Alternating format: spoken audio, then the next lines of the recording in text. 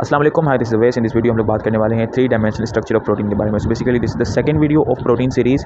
और पिछली वीडियो में हम लोगों ने रिवाइज किया था अमाइनो एसिड के स्ट्रक्चर को कि बेसिकली वो क्या होता है, मतलब कि we have discuss each and everything regarding amino acid कोशिश की थी। एंड इन दिस वीडियो हम लोग इस 3 डायमेंशनल स्ट्रक्चर वाले पोर्शन को कम्प्लीटली स्टडी करने की कोशिश करेंगे। सो आइए बगैर किसी देर के डिस्कशन को स्टार्ट करते हैं।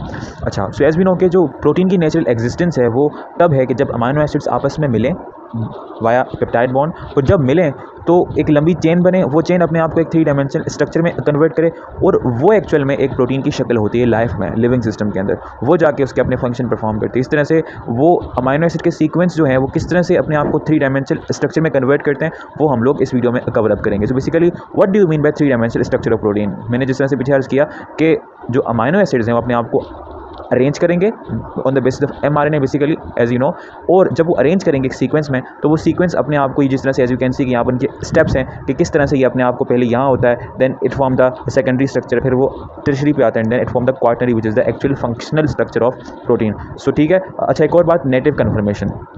एज वी नो कि यहाँ पर हमारे पास फॉर एग्जांपल ये देखें, ये basically this one is the sequence of amino acids, मतलब कि वो अमाइनो एसिड जो कि एक बीट की तरह, एक तस्बीह की तरह एक दूसरे से अटैच हैं।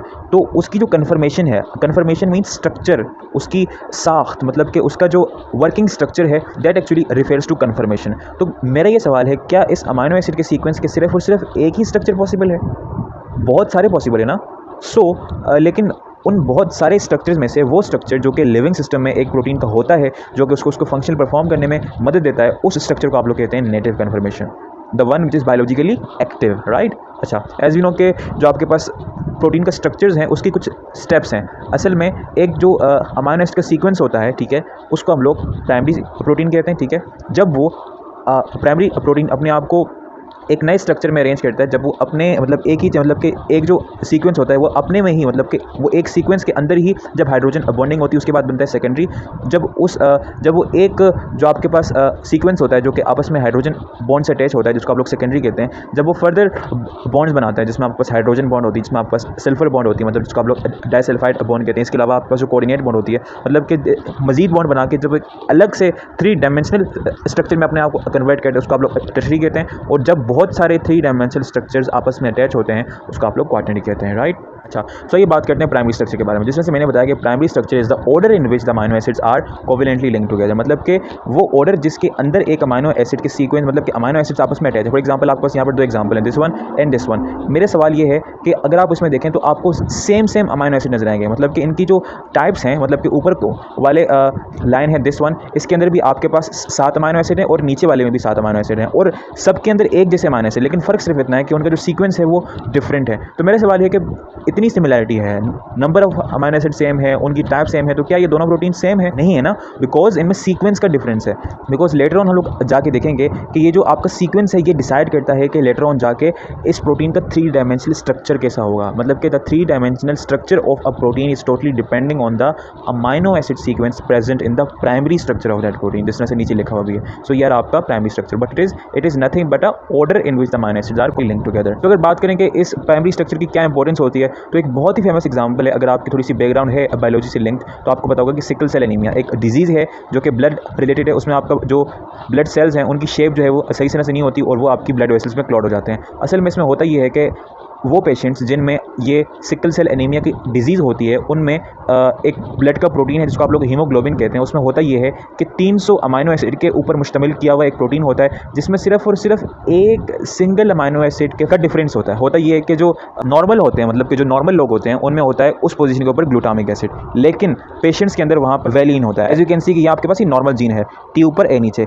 लेकिन जब इसकी इन्वर्जन हुई, ए ऊपर गया टी नीचे आया, तो उसके बाद जो आपका अमाइनो एसिड का सीक्वेंस आया वो क्या था, उसमें ग्लूटामिक एसिड की जगह पे वेलिन आ गया। तो इस सिंगल अमाइनो एसिड के इन्वर्जन या चेंज की वजह से एक पर्सन में सिकल सेल एनीमिया कॉज हुई। सो मतलब कि ये जो प्राइमरी स्ट्रक्चर है ये कितना इंपॉर्टेंट है, that is so much critically important. Okay, so आइए आगे बात करते हैं। सो नाउ अब बात आती है सेकेंडरी स्ट्रक्चर के बारे में। So what is secondary structure? The secondary structure of a protein is the hydrogen bonded arrangement of the backbone of the protein, the polypeptide chain. अच्छा, प्राइमरी स्ट्रक्चर को आप लोग प्रोटीन की बैकबोन भी कहते हैं, बिकॉज हमें पता है कि जो आपका जितने भी फर्दर स्ट्रक्चर बनने हैं वो डिपेंड कर रहे हैं कि प्राइमरी स्ट्रक्चर कैसा है। So primary structure is also known as the backbone, मतलब कि the secondary structure of a protein is the hydrogen bonded arrangement of backbone of protein. मतलब कि जब प्राइमरी स्ट्रक्चर अपने आप में हाइड्रोजन बॉन्डिंग करेगा। For example as you can see यहाँ पे ये रहा आपका प्राइमरी स्ट्रक्चर। जब इस प्राइमरी स्ट्रक्चर ने आपस में हाइड्रोजन बॉन्डिंग की तो यहाँ आपके पास ये सेकेंडरी स्ट्रक्चर बने। किस तरह से हाइड्रोजन बॉन्डिंग की? एज वी नो के जो अमाइनो एसिड के सीक्वेंस होते हैं उसके ऊपर डिफरेंट पोलर रीजन्स होते हैं। वो पोलर रीजन्स आपस में एक दूसरे के साथ हाइड्रोजन बॉन्ड्स बनाते हैं।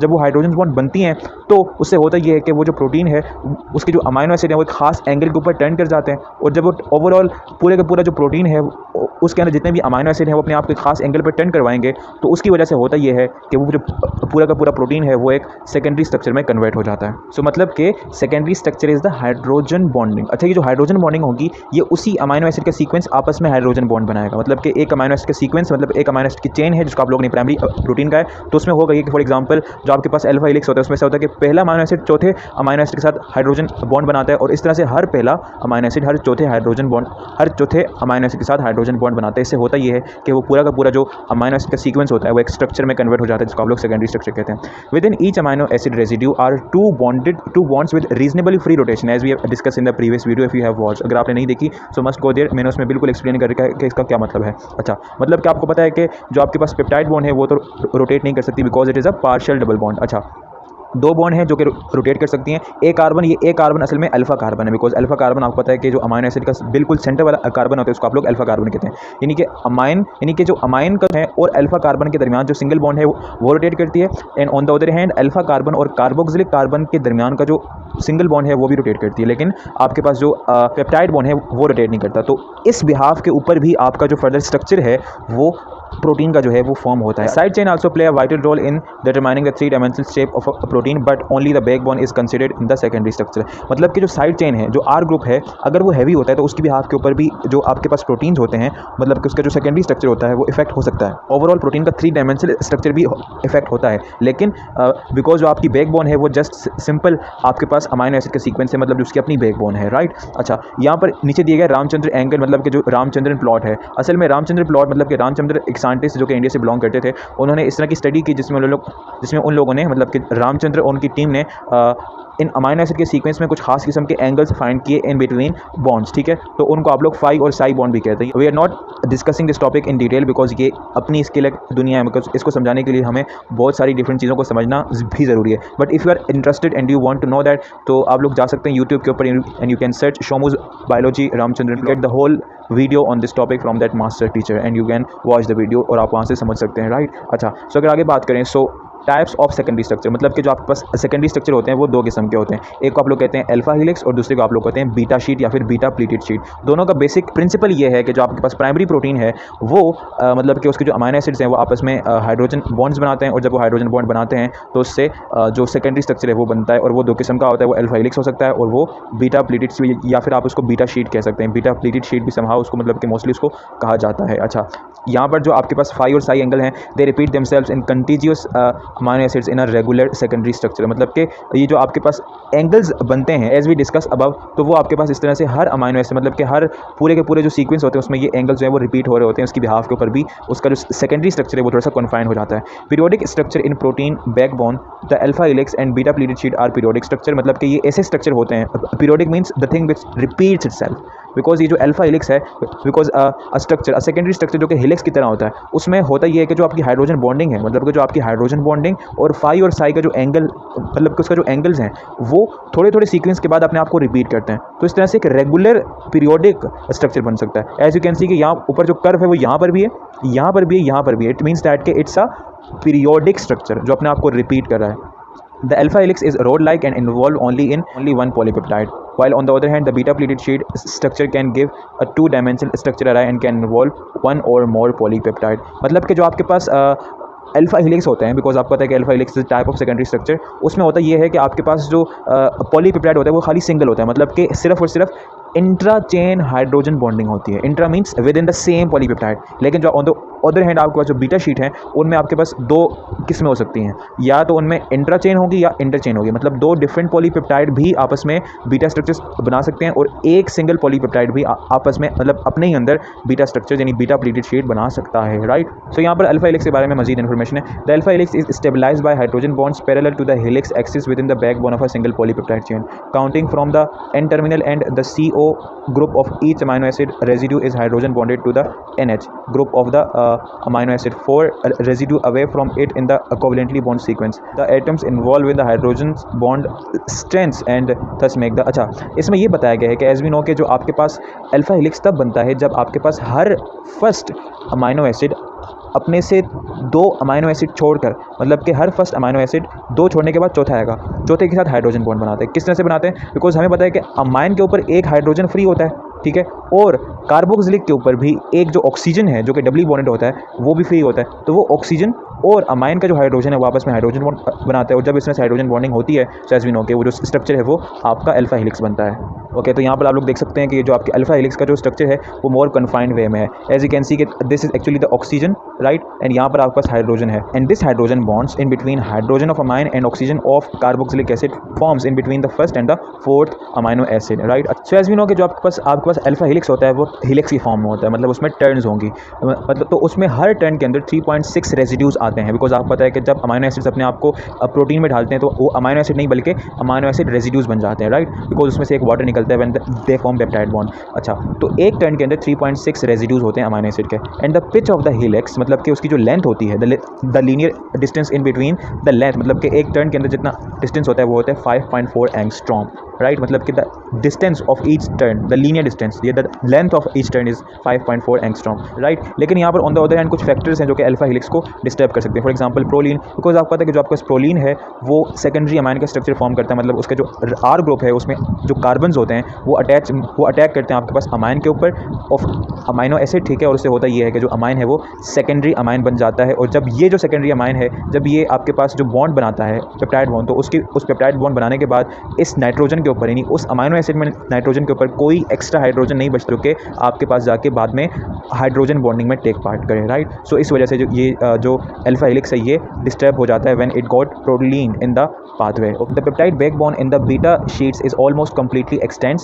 Hydrogen bonds can form between different parts of a single chain that is doubled back on itself interchain or between different chains interchains, right. The hydrogen bonding between peptide chain in the beta pleated sheet give rise to a relative zigzag structures, the name which comes from the beta pleated sheet, right. अच्छा, so beta pleated sheet structure मतलब होते क्या हैं? असल में होता ये है कि इन स्ट्रक्चर्स में जो आपके अमाइनो एसिड का सीक्वेंस होता है वो अपने आप को शीट्स की फॉर्म में ढाल देता है। For example as you can see कि ये आपके पास एक अमाइनो एसिड का सीक्वेंस है और ये आपके पास दूसरे अमाइनो एसिड का सीक्वेंस है। असल में होता ये है कि ये जो दो अमाइनो एसिड का सीक्वेंस है ये आपके पास एक सिंगल पॉलीपेप्टाइड का भी हिस्सा हो सकते हैं और मोर देन वन पॉलीपेप्टाइड का भी हिस्सा हो सकते हैं, और ये जो 2 अमाइनो एसिड का सीक्वेंस है ये आपस में हाइड्रोजन बॉन्ड्स बनाते हैं। क्या बनाते हैं? Hydrogen bonds. पहले तो ये होता था ना अल्फा हेलिक्स में कि हर चौथे के साथ बॉन्ड बनाता था, लेकिन इसमें इस तरह से लेयर्स होती हैं अमाइनो एसिड्स की जो कि आपस में इंट्रा चेन, मतलब कि एक पॉलीपेप्टाइड के अंदर भी ये स्ट्रक्चर पॉसिबल है, और इंटर चेन यानी 2 डिफरेंट पॉलीपेप्टाइड, मतलब कि 2 डिफरेंट प्रोटीन्स हैं, मतलब कि 2 डिफरेंट अमाइनो एसिड के सीक्वेंस हैं, वो भी आपस में बीटा स्ट्रक्चर्स बना सकते हैं, और एक सिंगल पॉलीपेप्टाइड के अंदर भी अरेंजमेंट के बाद बीटा प्लीटेड स्ट्रक्चर्स बन सकते हैं। अच्छा, ये जो बीटा स्ट्रक्चर्स होते हैं ये पैरेलल और एंटी पैरेलल भी हो सकते हैं। पैरेलल तब जब आपके पास जो अमाइनो एसिड के सीक्वेंस हैं वो एक सेम डायरेक्शन में जा रहे हो। फॉर एग्जांपल दोनों के एन टर्मिनल्स हैं और दोनों के सी टर्मिनल है वो एक डायरेक्शन में, एज यू कैन सी के जो 2 एरोज हैं, for example here and the upper one is exactly in the same direction, लेकिन on the other end it can also be antiparallel, जहां पर जो आपके एम और सी टर्मिनल हैं वो आपस में एंटागोनास्टिक होंगे, यानी एक दूसरे के ऑपोजिट इन डायरेक्शन होंगे। आई होप सो कि थोड़ा सा डिफरेंट कॉन्सेप्ट, डिफिकल्ट कॉन्सेप्ट है, लेकिन आपको शायद ये रिवाइज हुआ होगा। सो आइए आगे बात करते हैं। सो भाई बात करते हैं irregularities in regular structures, because as we know के जो आपका सेकेंडरी स्ट्रक्चर था जो कि अल्फा और बीटा था, मतलब कि there are 2 types of that, लेकिन उसमें कुछ इस तरह के स्ट्रक्चर्स होते हैं जिनमें हाइड्रोजन बॉन्ड्स नहीं होती या जो रैंडम स्ट्रक्चर्स होते हैं। फॉर एग्जांपल उनमें से कुछ टाइप्स दी गई हैं, right. The most common is the 3-10 helix, right, मतलब 3-10 हेलिक्स विच हैज़ 3 रेजिड्यूज पर turn and 10 atoms in the ring formed by making the hydrogen bonds. Other common helices are designed 27 and 4.416, यानी कि आपके पास alpha helix के साथ साथ secondary structure of proteins में भी बहुत सारे अदर किस्म के हेलिक्स होते हैं, लेकिन उनमें सबसे बड़ा इशू ये है कि उनमें आपके पास पीरियोडिसिटी नहीं है, मतलब कि एक जो स्ट्रक्चर है वो अपने आप को रिपीट नहीं करेगा, रैंडम स्ट्रक्चर बनेंगे, मतलब कुछ भी बन सकता है, राइट। तो उसमें से एक एग्जाम्पल है कि हेलिक्स बने लेकिन वो हेलिक्स अल्फा हेलिक्स नहीं होगा, वो एक अलग सा हेलिक्स होगा जिसकी जो प्रॉपर्टीज़ हैं, मतलब कि उसके पर टर्न में कितने रेजिड्यूज आते हैं, उसकी लेंथ कितनी है वो वेरी करेगी, राइट। अच्छा, then we have beta bulge which which is a common non repetitive irregularities found in anti parallel beta sheets, यानी कि बीटा शीट्स के अंदर कुछ इस तरह की इरेगुलरिटीज़ मतलब इरेगुलर प्रोटीन अमाइनो एसिड के सीक्वेंस होते हैं जिसको आप लोग बीटा बल्ज कहते हैं, जो कि नॉन रिपीटेटिव होते हैं, मतलब कि उनका जो स्ट्रक्चर होगा वो रैंडम होगा। बिकॉज अच्छा इसका क्या मतलब है कि रैंडम और रेगुलर, देखें रेगुलर में होता ही है कि फॉर एग्जांपल अल्फा हेलिक्स है, तो फॉर एग्जांपल अल्फा हेलिक्स जिस वे में अपने आप को अरेंज कर रहा है तो वो ऊपर से लेकर नीचे तक एक ही तरह का होगा, मतलब कि एक ही तरह में उसकी जो बैंड्स होंगी वो रोटेट करेंगी। लेकिन जो इरेगुलर स्ट्रक्चर्स हैं वो कभी लेफ्ट पे जाएंगे, वो कभी राइट पे जाएंगे, फिर राइट पे जाएंगे, मतलब कि इरेगुलर्स हैं, right. Then we have a most important thing which is reverse turn. A reverse turn makes a transition between one secondary structure and another for steric, यानी special region glycine is frequently encountered in reverse turn at which the polypeptide change the direction the single hydrogen of the side chain prevents crowding। अच्छा, now as you know कि आपके पास जो alpha helix होते हैं या जो beta sheets होते हैं उसमें रिवर्स टर्न्स होती हैं जो कि दो सेकेंडरी स्ट्रक्चर्स को आपस में कनेक्ट करती हैं। अच्छा, ये रिवर्स टर्न क्या है? कुछ भी नहीं होते, ये अमाइनो एसिड के लीनियर सीक्वेंसेस होते हैं जो कि दो सेकेंडरी स्ट्रक्चर्स को आपस में कनेक्ट कर सकते हैं। दो सेकेंडरी स्ट्रक्चर्स, दो अल्फा हेलिक्स भी हो सकते हैं, दो बीटा शीट्स भी हो सकती हैं, और एक अल्फा हेलिक्स भी हो सकते हैं और एक बीटा शीट्स भी हो सकती है, मतलब कि कुछ भी हो सकता है। Reverse turn is a sequence of amino acid which connect to secondary protein structure, right. इसके अलावा जो आपके पास प्रोटीन होता है, right, because of the structure of protein has the correct geometry for a reverse turn, मतलब कि इस जो आपके पास रिवर्स टर्न होती हैं उनमें दो किस्म के अमाइनो एसिड आपको मोस्टली मिलेंगे, एक होगा आपके पास ग्लाइसिन और दूसरा आपके पास होगा प्रोलीन, राइट। अच्छा, then we have super secondary structures, मतलब कि अब तो थे सेकेंडरी स्ट्रक्चर्स, अब एज यू कैन सी कि हमारे पास आ गए सुपर सेकेंडरी स्ट्रक्चर। अच्छा, इसका क्या मतलब है? The combination of alpha and beta strands produces various kinds of super secondary structures, मतलब कि जब अल्फा हेलिक्स और बीटा प्लीटेड शीट एक सिंगल पॉलीपेप्टाइड में प्रेजेंट हो उसको आप लोग क्या कहते हैं? Super secondary structure. I repeat, यानी कि जब एक पॉलीपेप्टाइड के अंदर आपके पास अल्फा हेलिक्स भी बने, आपके पास बीटा प्लीटेड शीट्स भी बने। फॉर एग्जांपल सबसे ऊपर देखें ए डायग्राम के अंदर आपके पास यहाँ पर एक सुपर सेकेंडरी स्ट्रक्चर है जो कि आपके पास अल्फा और बीटा हेलिक्स, मतलब कि अल्फा हेलिक्स और बीटा शीट्स की कॉम्बिनेशन है। अच्छा, इसमें देखें जो आपके पास सबसे पहले जो ऊपर की तरफ जाती हुई आपके पास बीटा शीट है वो अल्फा हेलिक्स से कनेक्टेड है via a non repetitive structure, ठीक है, और फिर वो अल्फा हेलिक्स जाके एक दूसरी बीटा शीट के साथ connected also via non repetitive structure. So ये क्या है? मतलब कि ऐसे स्ट्रक्चर, यानी कि एक सिंगल पॉलीपेप्टाइड इनिशियली जो कुछ बीटा बना रही हो या शायद वो अल्फा बना रही हो, यानी कि एक सिंगल पॉलीपेप्टाइड के अंदर अगर बीटा और अल्फा हेलिक्स प्रेजेंट हैं एट द सेम टाइम तो उसको आप लोग कहेंगे कि जनाब वो सुपर सेकेंडरी स्ट्रक्चर्स हैं। इसकी कुछ टाइप्स हैं, for example beta alpha beta unit, मतलब कि एज यू कैन सी कि जो आपका ए डायग्राम है in which two parallel strands of beta sheets are connected by a stretch of alpha helix, right, मतलब कि एक लंबी सी स्ट्रेच अल्फा हेलिक्स जो कि दो बीटा शीट्स को आपस में कनेक्ट करेगी। इसके अलावा अल्फा अल्फा यूनिट्स, मतलब कि जहाँ पर दो अल्फा हेलिक्स जो है आपस में कनेक्टेड हैं, consist of two anti parallel helixes, मतलब as we know alpha helix, ठीक है। इसके अलावा beta meander an anti parallel sheet is formed by a series of tight reverse turns connecting stretches of polypeptide chain. As you can see कि यहाँ पर बहुत सारी बीटा शीट्स हैं, ठीक है, जो कि आपस में नॉन रिपीटेटिव स्ट्रक्चर के साथ कनेक्टेड हैं और all of them are anti parallel. और यहाँ पर भी आप लोग देख सकते हैं it is a motif. What is a motif? A motif is a repetitive super secondary structure. So भाई बात करते हैं कि जो आपके पास सेकेंडरी स्ट्रक्चर्स ऑफ प्रोटीन है वो आपको दो किस्म के स्ट्रक्चर्स में मिलेंगे। आप लोगों ने अक्सर सुन रखा होगा कि there are two types of protein, fibrous and globular. अब आइए देखते हैं उनमें क्या डिफरेंस है। It is a difficult to draw a clear separation between the secondary and tertiary structures, मतलब कि अब यहाँ से आगे आपके पास टर्शरी स्ट्रक्चर स्टार्ट होते हैं। The nature of the side chain in a protein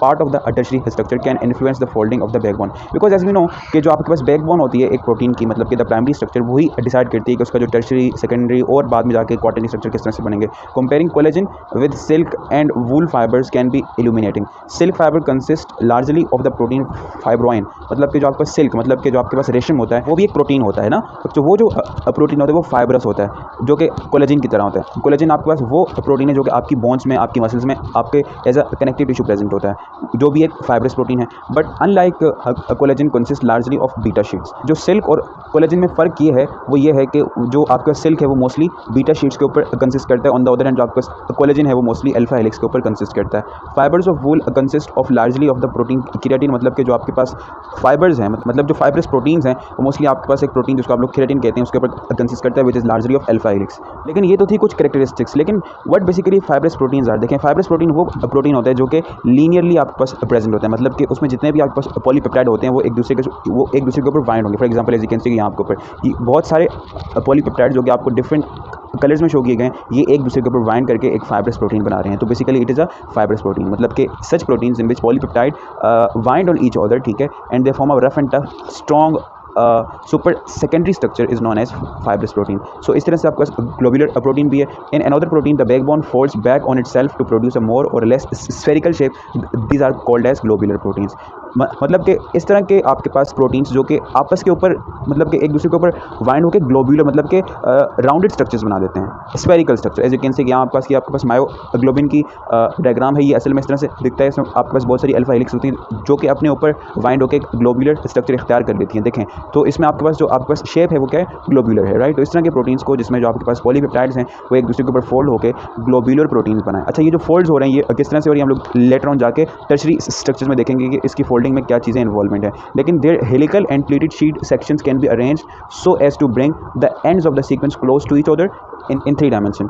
Globular protein, unlike fibrous protein, are water soluble and have compact structures. Their tertiary and quaternary structures can be quite complex. मतलब कि जो आपके पास globular proteins हैं वो unlike fibrous protein वो water soluble होते हैं। ऑन द अदर हैंड जो आपके पास फाइब्रस प्रोटीन्स हैं वो वाटर इनसोल्यूबल होते हैं। फॉर एग्जांपल आपके हेयर्स है ना, क्या आपके हेयर्स आपके पानी में डिजोल्व होते हैं? नहीं ना, because hairs are mostly consist of keratin which is a protein which is a fibrous protein. यानी कि फाइब्रस प्रोटीन स्ट्रॉन्ग होते हैं and they are insoluble in water. But on the other hand जो आपके पास ग्लोबुलर प्रोटीन्स होते हैं they are somehow soluble inside water, right. Okay, so आपके पास अब बात आ जाती है टर्शरी स्ट्रक्चर्स ऑफ प्रोटीन के बारे में। तो भाई उसके ऊपर बात करते हैं। The tertiary structure of protein is the 3 dimensional arrangement of all the atoms in a molecule. मतलब कि जब आपका सेकेंडरी स्ट्रक्चर अपने आप को एक खास 3 डायमेंशनल स्ट्रक्चर्स में अरेंज करता है तो उस 3 dimensional confirmation of secondary structure को आप लोग क्या कहते हैं? आप लोग टर्शरी स्ट्रक्चर कहते हैं। अच्छा, वो किस तरह से बनता है, राइट। फॉर एग्जाम्पल यहाँ पर हमारे पास 2 किस्म के प्रोटीन्स को अगेन लिया गया, एक को फाइब्रस प्रोटीन कहते हैं और एक को ग्लोबुलर कहते हैं। देखते हैं कि उसके अंदर जो आपके पास टर्शरी स्ट्रक्चर है वो किस तरह से कन्फाइंड है। अच्छा, in fibrous protein the overall shape which is long rod, मतलब कि रोड की तरह होती है as we know.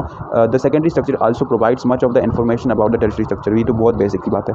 The helical backbone of the protein does not fold back on itself. मतलब कि जो आपके पास बैकबोन होती है, मतलब कि जो बेसिक सीक्वेंस होता है अमीनो एसिड का वो एक दूसरे के ऊपर फोल्ड नहीं होता, बल्कि and the only important aspect of the tertiary structure is not specified by the secondary structure is the arrangement of atoms of the side chain. मतलब कि सिर्फ और सिर्फ साइड चेन्स के जो एटम्स होते हैं उसका जो अरेंजमेंट होता है 3 डायमेंशन के अंदर वो नहीं डिपेंड करता कि सेकेंडरी स्ट्रक्चर में आपके पास सीक्वेंस, मतलब कि सेकेंडरी स्ट्रक्चर क्या है, मतलब कि the conformation of side chain of an amino acid, उन अमीनो एसिड जो कि उस सीक्वेंस में प्रेजेंट हैं उस प्रोटीन के, वो डिपेंड नहीं करते कि उसका सेकेंडरी स्ट्रक्चर क्या है। मतलब कि the conformation of side chain is independent on the backbone of the protein. On the other hand जो आपके पास ग्लोबुलर प्रोटीन्स होते हैं considerably more information is needed, मतलब कि उनके बनने के लिए थोड़ी सी इन्फॉर्मेशन ज़्यादा चाहिए होती है। इट इज़ मतलब कि they are more dependent on the secondary and the primary structure to form itself. मतलब कि it is necessary to determine the way in which the helical and pleated sheet section fold back on each other in addition to the position of the side chains and any prosthetic group. The interaction between the side chain play an important role in the folding of protein.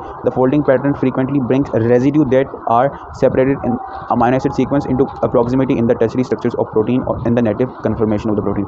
देखें ये बहुत ही complex यहाँ पर reading, लेकिन आप लोग simply ये समझें कि जब कभी भी सेकेंडरी स्ट्रक्चर्स ऑफ प्रोटीन्स अपने आप को अरेंज करते हैं, मतलब कि सेकेंडरी स्ट्रक्चर अपने आप को मतलब एक दूसरे के करीब आएंगे, ऑल्सो बाय बॉन्डिंग, वो नेक्स्ट स्लाइड में डिस्कस करते हैं। लेकिन जब एक दूसरे के करीब आएंगे और बहुत दूर दूर वाले अमीनो एसिड्स आपस में बॉन्ड बनाएंगे। फॉर एग्जांपल एक प्रोटीन है जो कि 300 अमीनो एसिड लंबा है, वो पहले अपने आप को सेकेंडरी स्ट्रक्चर में कन्वर्ट करेगा। वो अल्फा हेलिक्स भी हो सकती है, वो बीटा प्लीटेड शीट्स भी हो सकती है, ये दोनों हो सकती हैं। उसके बाद वो बीटा प्लीटेड शीट्स एक दूसरे के साथ, मतलब कि फॉर एग्जांपल जो पहली अल्फा हेलिक्स थी वो थी from amino acid 1 to amino acid 60, और जो सबसे लास्ट थी वो थी लास्ट 60 अमीनो एसिड, मतलब कि 240 से लेकर 300 तक। तो वो जो लास्ट और पहली वाली अल्फा हेलिक्स है वो शायद आपस में एक दूसरे के करीब आ जाए। मतलब कि when the secondary structure of a protein backbone, मतलब कि जब सेकेंडरी स्ट्रक्चर प्रोटीन के अपने आप को अरेंज करते हैं 3 डायमेंशन के अंदर, तो जो स्ट्रक्चर नया बनता है it is known as tertiary structure of protein. यहाँ पर आपको इतना अच्छा समझ नहीं आ रहा होगा, आई एक्सेप्ट दैट, बिकॉज यहाँ पर मैंने उस चीज़ मतलब कि इस स्ट्रक्चर को एक्सप्लेन करने के लिए जो रामचंद्रन प्लॉट्स हैं उसको मैंने सही से एक्सप्लेन नहीं किया, बिकॉज ये एक रिवीजन है और आई थिंक रिवीजन में उस चीज़ को स्किप किया जाए तो बेहतर, because it's a totally difficult topic. मतलब कि यहाँ पर आप इतना जान लीजिए कि मतलब कि जो बेसिक डेफिनेशन है वो आपको ऊपर लिखी हुई है कि the tertiary structure of protein is the 3 dimensional arrangement of all the atoms in a molecule, that's it. Okay, now forces involve in tertiary structure, because as we know कि जब वो प्रोटीन्स मतलब कि जो कि सेकेंडरी स्ट्रक्चर्स में हैं, जब वो आपस में करीब आएंगे तो ऑफ कोर्स उनको किसी बॉन्डिंग की जरूरत होगी। वो क्या है? Many types of forces and interaction play a role in holding a protein together in its correct native conformation, both covalent and non covalent. मतलब कि कोवलेंट बॉन्डिंग भी और नॉन कोवलेंट। अच्छा, नॉन कोवलेंट यहाँ पर हाइड्रोजन बॉन्ड को refer किया गया है, मतलब कि और इसके साथ साथ हाइड्रोजन बॉन्ड के साथ साथ जो आपके पास एक दूसरी बॉन्ड होती है जिसको आप लोग लैंडन फोर्सेस या फिर आप डिस्पर्जन फोर्स भी कहते हैं, जो कि 2 नॉन पोलर साइड चेन के दरमियान होती है। तो इस तरह से मतलब कि non covalent plus both covalent bonds are also involve in the tertiary structure of protein. The primary structure of protein, the order of the amino acid in the polypeptide chain depends on the formation of peptide bonds as we know, जो कि covalent होती हैं. Higher order level of structure such as conformation of the backbone, secondary structure and the position of all the atoms in the protein, जो कि tertiary structure है, depends on non covalent bonding. यानी यहाँ पर ये बताया गया है कि जो प्राइमरी स्ट्रक्चर है वो टोटली डिपेंड करता है आपकी पेप्टाइड बॉन्ड के ऊपर, बिकॉज वो एक लंबा सीक्वेंस है और एज वी नो कि जो दो अमाइनो आपस में जुड़ते हैं वो पेप्टाइड बॉन्ड के थ्रू जुड़ते हैं. लेकिन जो आपके पास टर्शरी और सेकेंडरी स्ट्रक्चर्स हैं वो हाइड्रोजन बॉन्डिंग और somewhat non covalent and covalent bonding के ऊपर डिपेंड करते हैं. Non covalent stabilising forces contribute to the most stable structure of a given protein, the one with the lowest energy. मतलब कि जो आपके पास नॉन कोवलेंट बॉन्ड्स होती हैं, for example hydrogen bond, for example London forces, इसके अलावा ionic bonds also, वो आपको उस प्रोटीन की जो स्टेबिलिटी है उसको मज़ीद इंक्रीज़ करती है. हाउ? बिकॉज आपको पता है कि जितनी ज़्यादा बॉन्ड्स होंगी नॉन कोवलेंट तो वो उस प्रोटीन को आपस में एक दूसरे से अटैच रखेंगी when it is in 3 dimensional conformation. तो जितनी ज़्यादा बॉन्ड्स होंगी उतनी ज़्यादा वो प्रोटीन आपस में अरेंज रहेगा, आपस में जुड़ा रहेगा, और जितना ज़्यादा जुड़ा रहेगा उतना ज़्यादा वो स्टेबल रहेगा. ओके, हाइड्रोजन बॉन्ड्स के ऊपर डिस्कस किया गया. सेवरल टाइप्स की हो सकती हैं. बैकबोन हाइड्रोजन बॉन्डिंग, मतलब कि जो कि बैकबोन में होती है, मतलब कि व्हेन एक वो जो सिंगल अमाइनो एसिड के सीक्वेंस की वजह से, मतलब कि जो कि अल्फा हेलिक्स और बीटा शीट्स की होती हैं, वो वाली hydrogen bonds between the side chain of amino acid, मतलब कि अमाइनो एसिड के अंदर जो साइड चेन होती है उसके अंदर भी हाइड्रोजन बॉन्डिंग हो सकती है, बिकॉज वहाँ पर भी OH ग्रुप्स बहुत सारे अमाइनो एसिड में प्रेजेंट होते हैं. इसके अलावा और भी बहुत सारे इलेक्ट्रोनेगेटिव एलिमेंट जो कि हाइड्रोजन बॉन्ड में हिस्सा ले सकते हैं. बहुत सारे हाइड्रोजन भी होते हैं जो कि हाइड्रोजन बॉन्ड में हिस्सा ले सकते हैं. इसके अलावा non polar residues tend to cluster in the interior of the protein as a result of hydrophobic interaction. मतलब कि जो हाइड्रोफोबिक इंटरेक्शंस हैं, मतलब कि हाइड्रोफोबिक इंटरेक्शन की में होता ही है कि एज यू नो कि बहुत सारे amino acid as we discuss in the previous video के जो कि नॉन पोलर होते हैं. तो एज यू नो कि नॉन पोलर आपस में हाइड्रोफोबिक इंटरेक्शन की मदद से जुड़ते हैं. तो आपके पास एक टर्शरी स्ट्रक्चर ऑफ प्रोटीन में हाइड्रोफोबिक इंटरेक्शन भी एग्जिस्ट करता है. तो वो होता कुछ यूँ है कि जो आपके पास नॉन पोलर आपके पास अमाइनो एसिड्स होते हैं वो आपस में एक दूसरे के साथ हाइड्रोफोबिक बॉन्ड बना के एक दूसरे के करीब हो जाते हैं. इसके अलावा इलेक्ट्रोस्टैटिक बॉन्ड भी एग्जिस्ट करती है जो कि positive oppositely charge groups which frequently occurs on the surface of the proteins resulting in such grouping being close to one another in several sides. मतलब कि होता कुछ यूँ है कि जब आपके पास प्रोटीन में चार्ज ग्रुप्स होते हैं, जो चार्ज ग्रुप्स होते हैं वो आपस में एक दूसरे के करीब आते हैं, ठीक है, and they also share some charges in the form electrostatic bond. एक और बात याद रखिएगा कि जितने भी पोलर अमाइनो एसिड्स हैं वो मोस्टली प्रोटीन की सरफेस के ऊपर प्रेजेंट होते हैं, और जितने भी नॉन पोलर अमाइनो एसिड्स हैं वो मोस्टली प्रोटीन के अंदर वाले मतलब कोर रीजन में प्रेजेंट होते हैं. बिकॉज आपको पता है कि प्रोटीन मतलब लिविंग सिस्टम में होता है, और living system is 90 to 70% water which is polar. तो polar always love polar, so that's why जो आपके पास पोलर अमाइनो एसिड्स हैं वो सरफेस के ऊपर होते हैं, और नॉन पोलर वाटर की वजह से वहाँ से रिपेल होकर सेंटर में चले जाते हैं, कोर में. मतलब कि ये बात आपने याद रखनी कि because of the water polarity in the environment, polar amino acids are on the surface of protein and non polar are in the core of protein, right. So भाई बात करते हैं कोवलेंट इंटरेक्शन के ऊपर. So now we got disulphide bond. Disulphide bonds forms covalent links between side chain of cysteine. When such bond forms, they restrict the folding pattern available to peptide chain. मतलब कि देखेंगे as you know कि जो cysteine amino acid है उसके अंदर आपके पास होता है सल्फाइड, सही है, थायोल होता है, थायोल SH. तो जब दो सिस्टीन आपस में करीब आते हैं तो वो जो SH हैं वो आपस में डाइसल्फाइड बॉन्ड बनाते हैं, राइट. मतलब कि आपस में इंटरेक्ट करते हैं और SS बॉन्ड बनाते हैं, मतलब कि SS bond as you can see यहाँ पर आपको शो की गई है राइट हियर. ये आपकी डाइसल्फाइड बॉन्ड है. फॉर एग्जांपल यहाँ पर भी सिस्टीन है, यहाँ पर भी सिस्टीन है, दोनों के पास SH थे, और वहाँ से उन्होंने मतलब कि जो दो सल्फर्स थे उन्होंने आपस में इंटरेक्ट करके डाइसल्फाइड बॉन्ड बना दिया. आपके पास एक कोवलेंट बॉन्ड है जो कि आपको एक प्रोटीन के टर्शरी स्ट्रक्चर को मेंटेन रखने के लिए आपको बहुत हेल्प करती है. एज यू कैन सी कि आपके पास पूरा टर्शरी स्ट्रक्चर ऑफ प्रोटीन है. यहाँ पर आपके पास अल्फा हेलिक्स भी है, बीटा प्लेटेड शीट्स भी हैं, इसके अलावा आपके पास मेटल एटम्स भी हैं जो कि आपके पास उस प्रोटीन के साथ कोऑर्डिनेट बॉन्ड बना रहे हैं. इसके अलावा आपके पास हाइड्रोफोबिक इंटरेक्शन भी हैं, डाइसल्फाइड बॉन्ड भी हैं, आपके पास hydrogen bonding in between 2 side chain भी है, मतलब कि 2 साइड चेन के दरमियान आपके पास हाइड्रोजन बॉन्डिंग हो रही है, 2 अमाइनो एसिड के साइड चेन, और यहाँ पर आपके पास आयोनिक इंटरेक्शन मतलब इलेक्ट्रोस्टैटिक इंटरेक्शन भी है. So this is how a complete tertiary structures looks like, जिसमें ईच एंड एवरीथिंग प्रेजेंट होती है, राइट. सो भाई ये बात करते हैं डीनेचुरेशन एंड रिफोल्डिंग के ऊपर. The non covalent interaction that maintains the 3 dimensional structure of protein are weak. हम बताया कि जो हाइड्रोजन बॉन्ड मतलब जितने भी नॉन कोवलेंट मतलब के इंटरेक्शंस होते हैं, हाइड्रोजन बॉन्ड हो गया, इसके अलावा आपके पास जो नॉन पोलर इंटरेक्शंस होते हैं वो सारे सारे वीक बॉन्ड्स, राइट, वो आराम से टूट सकते हैं. एंड इट्स नॉट सरप्राइजिंग कि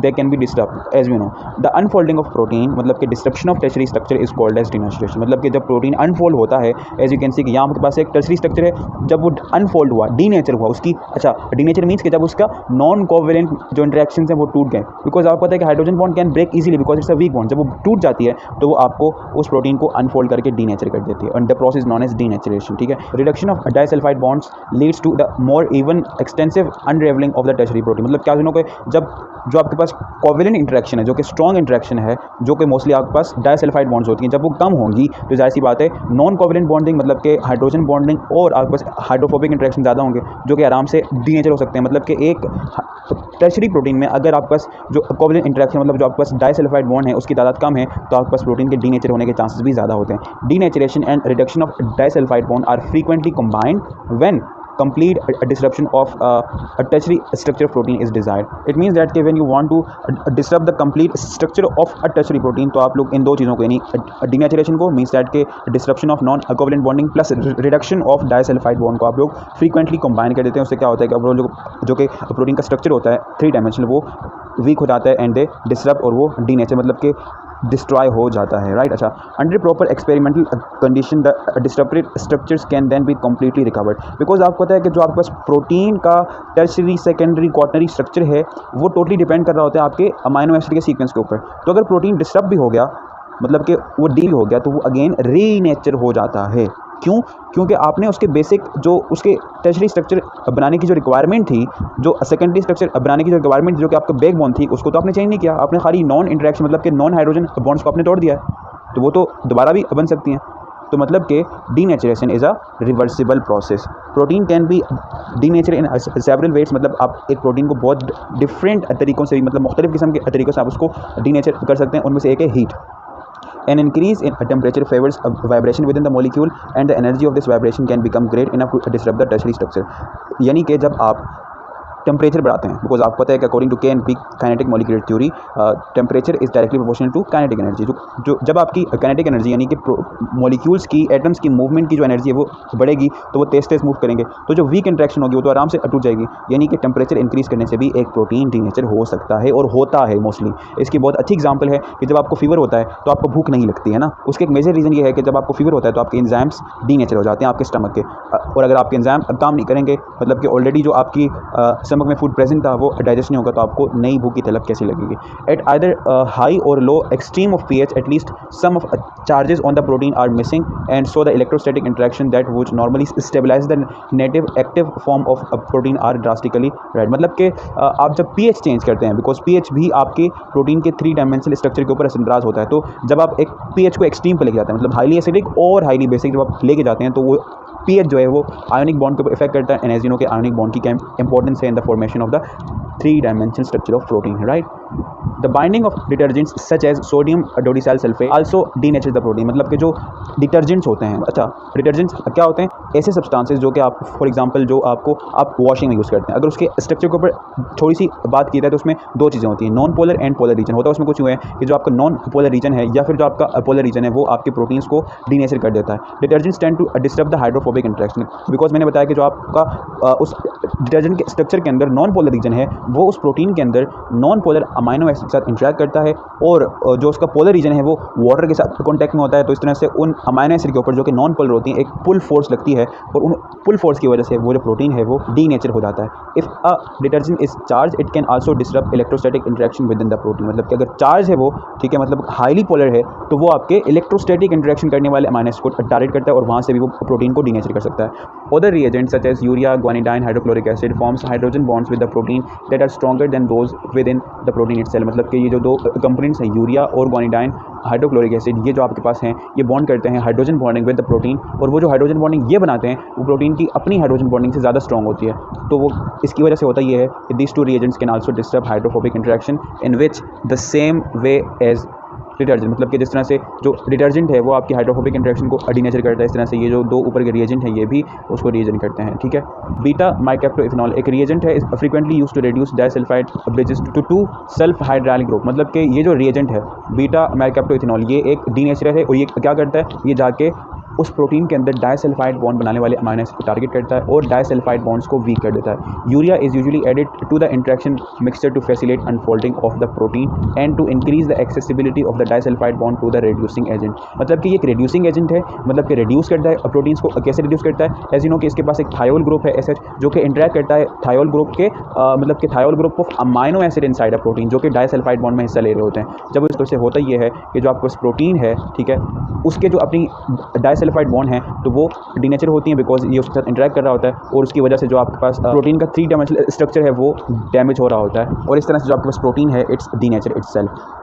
If experimental condition are properly chosen, the native conformation of protein can be recovered। मतलब कि अगर आप एक्सपेरिमेंटल कंडीशन कुछ प्रॉपरली मेंटेन करें तो आप लोग उस जो आपके प्रोटीन का जो नेटिव स्ट्रक्चर है उसको आप लोग रिकवर कर सकते हैं। किस तरह से, एज यू कैन सी कि यहाँ आपके पास नीचे एक डायग्राम फॉर एग्जांपल ये उस प्रोटीन का नेटिव स्ट्रक्चर है, ठीक है, लेकिन यहाँ पर आपने उसके अंदर यूरिया और बीटा माइथोक्रोटिनॉल डाल दिया। उसके बाद क्या हुआ कि जितने भी सल्फर बॉन्ड्स थे, for example this one this one this one this one, वो सारी डैमेज हो गई, डीनेचर हो गई। लेकिन जब आपने उसके अंदर एयर की ऑक्सीडेशन रखी, मतलब कि एनवायरनमेंट को प्रॉपरली मेंटेन रखा, तो उस एयर ने उसको वापस से ऑक्सीडाइज किया एंड वापस से वहाँ पर डाइसल्फाइड बॉन्ड की फॉर्मेशन हो गई। Quaternary structure is the final level of protein structure and pertains to protein that consist to more than one polypeptide chain. Each chain is called subunit. The number of chain can range from 2 to more than a dozen, and the chain may be identical or different. Commonly occurring examples are dimers, trimers, and tetramers, consisting of 2, 3, and 4 polypeptide chain respectively. The generic term for such a molecule made up of a small number of a subunit is known as oligomer. The chain interact with one another non-covalent via electrostatic interaction, hydrogen bonds, and hydrophobic interaction. As a result of this non-covalent interaction, subtle changes in structure at one side of a protein molecule may cause a drastic change in properties at a distant site. Protein that exhibit this property are called as allosteric proteins, and not all multi-subunit protein exhibit allosteric effect but many do। अच्छा, सो ये तो थी reads, लेकिन quaternary structure क्या होते हैं देखें। एक पॉलीपेप्टाइड, एक अमीनो एसिड का सीक्वेंस अपने आप को पहले सेकेंडरी स्ट्रक्चर में कन्वर्ट करता है, मतलब कि alpha helix and beta pleated sheet. वो बीटा प्लीटेड शीट अपने आप को मल्टी बॉन्ड्स में अच्छा, एक और बात, जो आपके पास टर्शरी स्ट्रक्चर होता है वो भी सिर्फ और सिर्फ एक सिंगल पॉलीपेप्टाइड से मिलकर बनता है। मतलब कि पहले सिंगल पॉलीपेप्टाइड अपने आप को सेकेंडरी स्ट्रक्चर में कन्वर्ट करते हैं, मतलब कि आपके पास alpha helix and beta pleated sheet, और बहुत सारी मतलब कि एक सिंगल पॉलीपेप्टाइड के अंदर प्रेजेंट सेकेंडरी स्ट्रक्चर अपने आप को रीअरेंज करके 3 डायमेंशन कन्फर्मेशन में आते हैं, जिसको आप लोग टर्शरी स्ट्रक्चर कहते हैं। और जब मोर देन वन पॉलीपेप्टाइड यानी more than one tertiary structures आपस में नॉन कोवेलेंट इंटरेक्शन करते हैं, जिनमें आपके पास हाइड्रोजन बॉन्ड, जिनमें आपके पास हाइड्रोफोबिक बॉन्ड, इसके अलावा जिनमें आपके पास इलेक्ट्रोस्टैटिक बॉन्ड्स हैं, जब इस तरह से वो आपस में इस तरह से इंटरेक्ट करते हैं तो जो आपके पास नया स्ट्रक्चर बनता है उसको आप लोग क्वाटर्नरी प्रोटीन्स कहते हैं, क्वाटर्नरी स्ट्रक्चर ऑफ प्रोटीन्स। और उसमें जो एक पॉलीपेप्टाइड है उसको आप लोग सब यूनिट कहते हैं, and on the basis of number of the subunits we called quaternary proteins dimers. मतलब एक इस तरह का क्वाटर्नरी प्रोटीन जिसमें आपके पास 2 पॉलीपेप्टाइड यानी 2 सब यूनिट होते हैं, ट्राइमर जिसमें 3 होते हैं, टेट्रामर जिसमें 4 होते हैं। इस तरह से डिपेंडिंग, मतलब ये डजन मतलब कि 12 तक जा सकता है। और एक पॉलीपेप्टाइड की दूसरी पॉलीपेप्टाइड से अरेंज मतलब अटैच होने के बाद होता ये है, तो उससे होता ये है कि उसकी मतलब कि नॉन कोवेलेंट बॉन्डिंग की वजह से दूसरे और पहले वाले मतलब कि इस अटैचमेंट से होता ये है कि मतलब कि as a result of this non covalent interaction कुछ चेंजेस उनके स्ट्रक्चर्स में होते हैं उन प्रोटीन के, जो कि ओवरऑल उनकी अपनी एक्टिविटी को, अपने फंक्शन को इन्हांस करते हैं। For example as you can see here, तो ये आपके पास एक स्ट्रक्चर है हीमोग्लोबिन का। एज यू कैन सी ये आपके पास 4 पॉलीपेप्टाइड्स हैं, for example 1, 2, 3, 4, 2 alpha and 2 beta, और ये आपस में नॉन कोवेलेंट इंटरेक्शन की मदद से जुड़े हैं। अच्छा, ये किस तरह से अपनी एबिलिटी को एनहांस करते हैं, एज यू कैन सी यहाँ आपके पास ग्राफ दिया हुआ है। फॉर एग्जांपल ये आपके पास मायोग्लोबिन है जो कि एक टर्शरी प्रोटीन होता है, मतलब कि जो मायोग्लोबिन है वो सिर्फ और सिर्फ एक सिंगल टर्शरी प्रोटीन है। फॉर एग्जांपल वो इस तरह से सिर्फ और सिर्फ एक सिंगल पॉलीपेप्टाइड होता है, लेकिन जो आपके पास हीमोग्लोबिन है वो 4 डिफरेंट पॉलीपेप्टाइड से मिलकर बना होता है। तो जब इस तरह से 4 डिफरेंट पॉलीपेप्टाइड से मिलकर बनता है तो उसकी एक्टिविटी को देखेंगे वो इन्हांस हो रही है। फॉर एग्जांपल जो हीमोग्लोबिन की जो ऑक्सीजन को पकड़ने की सलाहियत है वो मतलब कि हाई प्रेशर पे जाके सैचुरेटेड होती है। आई नो कि यहाँ पर इसको मतलब आपको इसका मतलब नहीं समझ आ रहा होगा कि इसका मतलब क्या है, लेकिन इन शॉर्ट ये समझ लीजिए कि जब आपका जो टर्शरी प्रोटीन है जब वो आपने आपको क्वाटर्नरी प्रोटीन में अरेंज करता है, एज यू हैव नो, अगर आपने मतलब हीमोग्लोबिन और मायोग्लोबिन का केस स्टडी किया हो तो आपको ये पता होगा कि किस तरह से वो जो एलोस्टेरिज्म है जो कि प्रोवाइड करता है एक टर्शरी प्रोटीन दूसरे टर्शरी प्रोटीन, जब वो अपने आप को एक क्वाटर्नरी प्रोटीन में अरेंज करते हैं तो वो जो एक एलोस्टेरिज्म है वो क्यों होता है, क्योंकि नॉन कोवेलेंट इंटरेक्शंस जो हैं वो उस दोनों के दोनों टर्शरी प्रोटीन्स की जो कि अपने आप को क्वाटर्नरी प्रोटीन में अरेंज कर रहे होते हैं हीमोग्लोबिन की तरह, उनकी एबिलिटी को इन्हांस करता है। और ये जो इफेक्ट है जिसमें एक टर्शरी प्रोटीन दूसरे टर्शरी प्रोटीन की एक्टिविटी को इन्हांस करता है, इसको आप लोग एलोस्टेरिक इफेक्ट कहते हैं। तो ये भी था आपका क्वाटर्नरी प्रोटीन। बस आपने ये याद रखना है कि जब बहुत सारे मतलब कि more than one tertiary protein अपने आप को एक दूसरे के साथ अरेंज होते हैं इस तरह से, as you can see in the haemoglobin, ये एक पॉलीपेप्टाइड है जो कि एक अलग टर्शरी प्रोटीन है, मतलब कि एक अलग पॉलीपेप्टाइड है, ये एक अलग है, ये एक अलग है, ये एक अलग है। इस तरह से 4 पॉलीपेप्टाइड आपस में अपने आप को अरेंज करते हैं, और जब अरेंज करते हैं via non covalent hydrogen bonding तो ये क्वाटनरी स्ट्रक्चर ऑफ प्रोटीन बनाते हैं। So this was it with the whole protein. I hope so कि आपको ये जो कंसेप्ट्स हैं ये समझ आए होंगे। आई नो कि मैंने इसमें इतना डिटेल में एक्सप्लेन नहीं किया बिकॉज ये एक्सप्लेनेशन नहीं है, ये एक रिवीजन है और मैंने रिवाइज़ करने की कोशिश की कि बेसिकली स्ट्रक्चर्स क्या होते हैं क्या नहीं होते हैं। इंशाल्लाह लेटर ऑन जाके इसी चैनल के ऊपर हम लोग इस प्रोटीन की डिटेल एक यूनिवर्सिटी क्रिएट कर देंगे इसकी लेक्चर्स की कि बेसिकली इसकी each and everything we are going to discuss in the future. So stay tune with this channel ताकि आपको इस कंसेप्ट से रिलेटेड जितने भी हायर कंसेप्ट्स हैं वो आपको अवेलेबल हों as soon as possible and I will try to do that project as soon as possible जब मुझे टाइम मिलेगा इंशाल्लाह। So that's it with the protein structure completely and I hope so कि आपको ये समझ आया होगा। If you like this video so please share it with your friends anyone जिसको भी इस वीडियो की ज़रूरत है। Just thank you so much for watching. Have a nice day. Just goodbye, take care, Allah हाफिज़।